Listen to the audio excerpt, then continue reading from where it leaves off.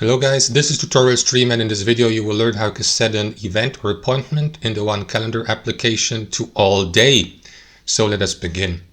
Alright guys, so navigate to the desktop app of OneCalendar on your laptop or desktop application. You can do this also on mobile of course, but I'm going to do this here on my Windows computer.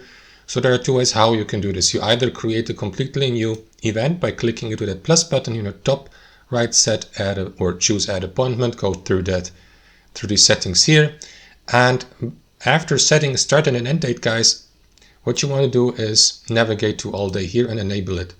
As you can see, the start time for the given day will be removed in the drop-down menu because the given event is scheduled to the entire day. Now, if you already have added an example event like this here, for instance, to your calendar, click into it, and that is going to lead you to the same menu. And if you switch to all day here, it will look like this. Clicking into save to save these changes, and now the event is set to the entire day, May 9th, next Saturday. You can of course disable that any time and return to the start time of the day. So guys, that's it. Thanks for watching, and until next time.